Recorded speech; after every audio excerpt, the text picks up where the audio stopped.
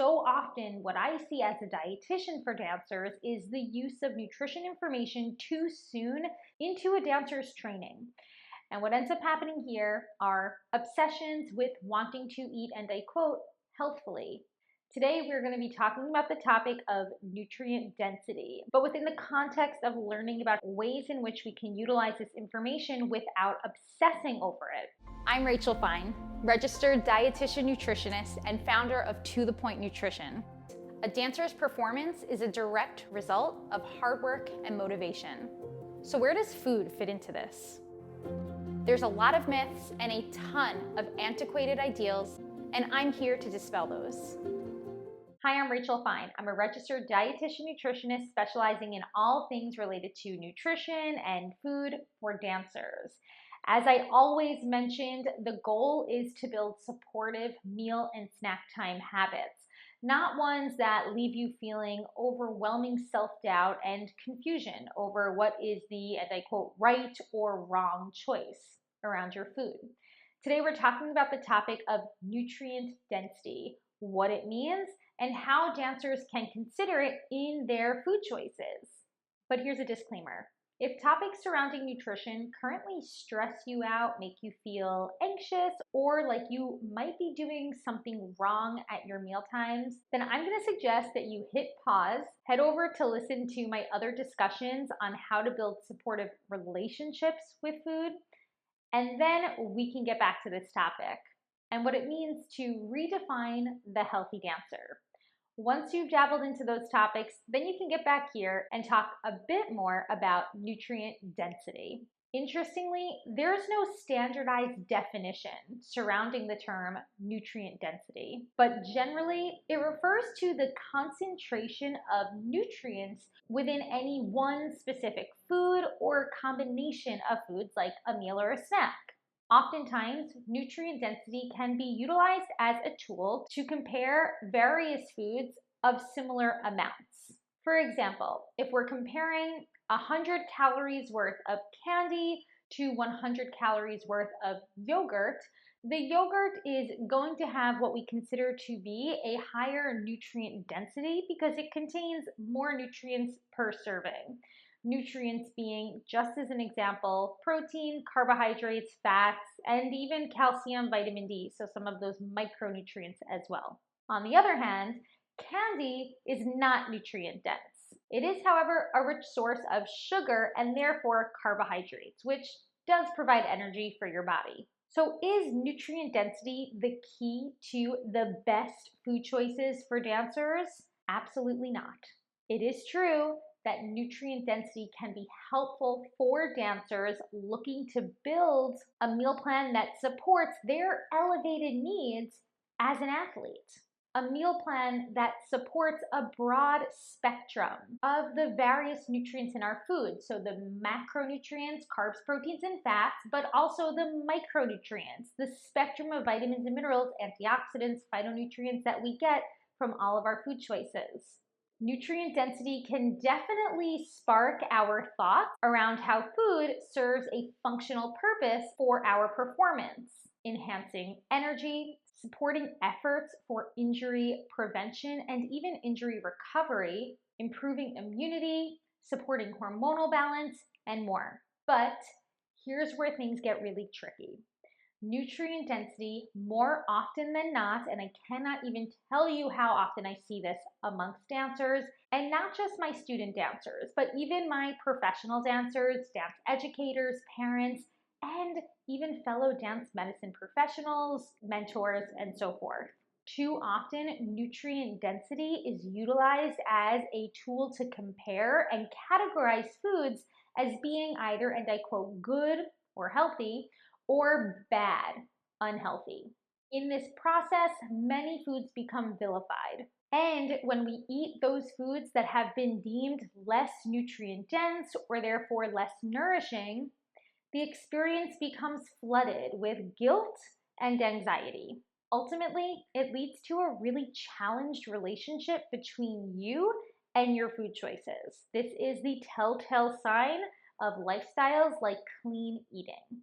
Some red flags that you might want to be on the lookout for: an overfixation on needing to choose minimally processed or unprocessed raw or whole foods, and that overarching assumption that dancers need to avoid processed foods. Remember, health is multifaceted. In fact, diet and lifestyle only make up a small portion of anyone's degree of health. So it's incredibly important that nutrient density does not define any one person's degree of health, nor does it need to be the end all be all in determining what food choices are going to work best for you and your individual needs. Now, you might be saying to yourself, "You are ridiculous, Rachel. Candy is unhealthy." Well, I'm going to challenge that thought, because that thought is going to turn into a whole lot of food guilt down the road. Let's break down what candy actually is. Candy is rich in sugar, which is a carbohydrate. Carbohydrates fuel our body. They're a necessity for all dancers. However, it's true, an influx of sugar, an influx of carbohydrates is likely to cause this extreme spike in your blood sugar. And because of that, we see a spike in the hormone insulin to coincide with this. Just to recap, insulin is a hormone that helps in your body's absorption of sugar. So when we have these hormonal elevations in play, what ultimately happens is a major decline or crash in our energy. And for obvious reasons, this isn't going to support your dancing. At least most of the time. Maybe if you need a true energy pick-me-up, let's just say the last 15 minutes of a really long and strenuous performance, totally, it might benefit for you to get that quick energy pick-me-up. But for the most part, we are encouraging more stability in our blood glucose and therefore energy levels throughout the day. Now take a couple steps back, because everything I'm describing should not translate to "candy is bad, dancers cannot eat candy." That is not what I'm explaining. Rather, we can find opportunities for when candy might either benefit our short-term energy, or at times when energy isn't necessarily the priority of our current moment. Maybe you aren't about to go into a 3-hour performance. There are many opportunities and instances where we can incorporate candy into our day without having to necessarily worry about the impact it might have on our blood sugar. So instead of thinking that we need to avoid candy at all costs, we can perhaps think of other opportunities when candy can either be supportive of our energy, or opportunities when energy stability is not necessarily our number one priority. An example of the latter would be that you are not expected to dance for a prolonged period today, or perhaps you just got off of a 3-hour performance and you are craving something sweet, craving for something to pick up your energy. That might be a reason too. As I mentioned earlier, you might have just 15 to 30 minutes left of a performance, rehearsal, workshop, and you just need the energy to get through that period. But most importantly, if candy is the only accessible source of energy for you at this moment, then you also need to recognize that that's going to be your best choice at this moment, and that's okay. There's no guilt, there's no shame, nor is there any anxiety to be associated with that choice. Now, on the flip side, eating only candy throughout your day is likely not going to leave you feeling very energized for long periods. You might even be left feeling a bit sick, and candy isn't necessarily going to provide you with many nutrients to support your body's overall metabolic and anabolic growth. So incorporating candy into a generally balanced meal plan where you are further incorporating a variety and abundance of food is what's encouraged. So should we aim for nutrient-dense options when they're available? If it's an option, then I say go for it. Fun fact, even in regard to my candy example, you can increase the nutrient density of this situation. As an example, you're building a yogurt parfait with some granola, dried fruit, maybe even some nut butter drizzled on top. You want to add a sweet topping? Top it with some crushed candy. Top it with a crushed lollipop. There's no need to sacrifice fun in your meals and snacks just because you're prioritizing nutrient density. You can even try a healthified version of certain foods. So what first comes to mind for me are when you see those desserts like cookies or brownies, and very often there's an ingredient swap out, such as utilizing chickpea flour or perhaps adding flax to a recipe. I fully support, and actually I do it myself, wanting to experiment with recipes to make them more, and I quote, healthified. But I do want you to proceed with some caution here. Because if you feel like you can only eat these foods, specifically desserts, if they've been, and I quote, healthified with other ingredients, then you're not utilizing nutrient density in a way that's fair and truly supportive of your entire being. Every eating experience you have can be an opportunity to gain more nutrients and nutrition. But every eating opportunity does not have to be a nutritional superstar.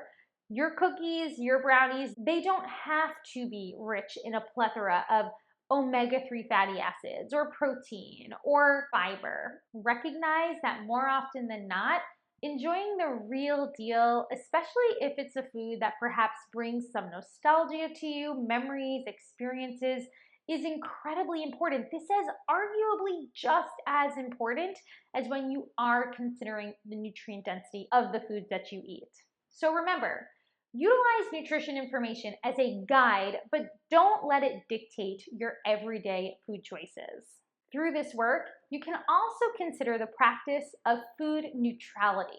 This is a major tool that I utilize with the dancers working through the Healthy Dancer. On top of this is the Healthy Dancer Food Flexibility Algorithm, a discussion we've previously had.